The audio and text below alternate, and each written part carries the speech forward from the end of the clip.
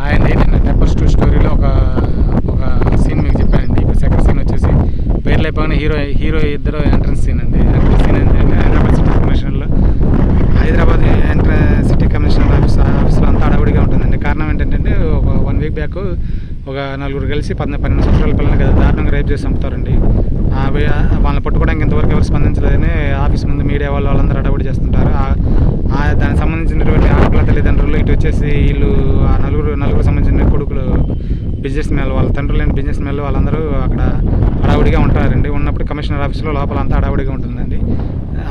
Commissioner పక్కన ఆఫీసర్ని అడగగా అక్కడ అతను డ్యూటీ సరిగ్గా లేదని, ఇంతవరకు అతను పట్టుకోలేదు, అతను చేత కాదు, అతను తాగుడు అలవాటైంది, వాళ్ళకి ఎందుకు ఉంచారో మాకు తెలియదు అన్నట్టుగా, అంటే ఇంకా జాబ్లు ఎందుకు కొనసాగిస్తున్నా తెలియదు అన్నట్టుగా అంటే ఎటకారంగా మాట్లాడతారండి. అప్పుడు అతను కోపం వచ్చి పక్కన అతను సబార్డినేట్ అయినటువంటి రెడ్డి అని గట్టిగా వేస్తారండి. వచ్చి అక్కడే మీ వాడు ఏం చేస్తున్నాడు, మీ వాడు కనీసం డ్యూటీ అని జమలు లేకపోతే రిజైన్ చేసి వెళ్ళిపోమని అంతలోకి రెడ్డి ఫోన్ మోగుతుందండి. ఆ ఫోన్లో డీజీపీ కళ్యాణ్ గారు లైన్లోకి వస్తారండి. కళ్యాణ్ గారు, సార్ కమిషనర్ గారు ఈ వీడియో కాల్ని మీడియా ముందు పెట్టమంటారండి. మీడియా ముందు పెట్టినప్పుడు ఇక కళ్యాణ్ గారు అక్కడ చేజింగ్లో, అంటే వాళ్ళని పట్టుకోవడానికి చేజింగ్ చేస్తుంటారు. వాళ్ళు ముందు ఒక కార్లో పారిపోతూ ఉంటారు.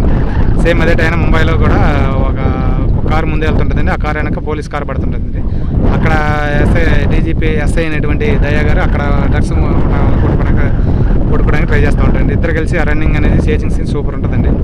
అయితే ఆ చేజింగ్ సీన్లో రెడ్డి గారు కామెంటరీ లాగా, క్రికెట్ కామెంటరీ లాగా చదువుతుంటారు. అది కళ్యాణ్ గారి దగ్గరకు వచ్చారు, దూరంగా పోయారు, అలా పోయారు ఇలా పోయారు కామెంటరీ లాగా చదువుతుంటారు. అయితే చివరికి దగ్గర వచ్చేసరికి కళ్యాణ్ గారు వీడియో కాల్ కట్ అవుతుందంటే అక్కడ కట్ చేస్తారు. కట్ చేస్తే టైంకి ఏం జరుగుతుందంటే అతని ముందున్న కారు అనేది పల్టీ కొడుతుందండి, అన్న దగ్గర ఉన్న కారు. అలాగే అటు ముంబైలో కూడా వచ్చేసి ఆ అవతల కారు కూడా పల్టీ కొడుతుందండి. ఇద్దరు ఒకేసారి ముందు దిగుతారండి. ఆ స్క్రీన్ మీద ఇద్దరు కలిసి వస్తారు. కళ్యాణ్ రామ్ గారు, ఎన్టీఆర్ గారు ఇద్దరు కలిసి ఒకే స్క్రీన్ మీద ఉంటారండి. సూపర్ ఉంటుందండి సీన్ వచ్చేసి చూస్తానికి, అంటే విజువల్ ఊహించుకోవడానికి బాగుంటుంది. అలా వచ్చిన తర్వాత మళ్ళీ వీడియో కాల్ ఆన్ అయ్యింది. దయా గారు పక్కన ఆయన కట్ అవుతారు. ఇప్పుడు కళ్యాణ్ గారు లైన్లోకి వస్తారు. కట్ అయ్యి ఏమైంది అందరూ చూస్తున్నారు. వాళ్ళ ఆ నలుగురు వాళ్ళ తల్లిదండ్రులు కూడా అతనికి వెళ్ళి చూస్తూ ఉంటారు. ఆ వీడియో కాల్ చూస్తూ ఉంటే వాళ్ళ కొడుకులు కాలు ఇరిగి చేతులు ఇరిగి అలా ఉంటారండి. వీళ్ళందరూ బాధపడుతూ ఉంటారు. నెక్స్ట్ టైం సార్ మీడియా వాళ్ళకి వెళ్ళి సెల్ తిప్పి రెడ్డి గారు కళ్యాణ్ గారు చెబుతారు, మీకు ఇంకా ఏమైనా ఇన్ఫర్మేషన్ కావాలంటే హాస్పిటల్ దగ్గర రమ్మని. హాస్పిటల్ దగ్గరికి వచ్చిన తర్వాత కళ్యాణ్ గారు వాళ్ళందరికీ, మీడియా వాళ్ళకి అలాగే రౌడీలకి వాళ్ళందరికీ వార్నింగ్ ఇస్తారండి. అలాగే ముంబైలో కూడా ఒక సీన్ ఉంటుందండి. ఈ సీన్ ముంబైలో కూడా ఏమన్నా అక్కడ కాన్ఫరెన్స్ పెడతారండి. కాన్ఫరెన్స్ పెట్టినప్పుడు దయా గారు వచ్చేసి స్విచ్ ఆగిన సీన్ అయితే దయా గారు వచ్చేసి కాన్ఫరెన్స్లో కమిషనర్ వాళ్ళందరూ, అక్కడ ఉన్న మంత్రి వాళ్ళందరూ వస్తారండి. హిందీలో మాట్లాడుకుంటారు.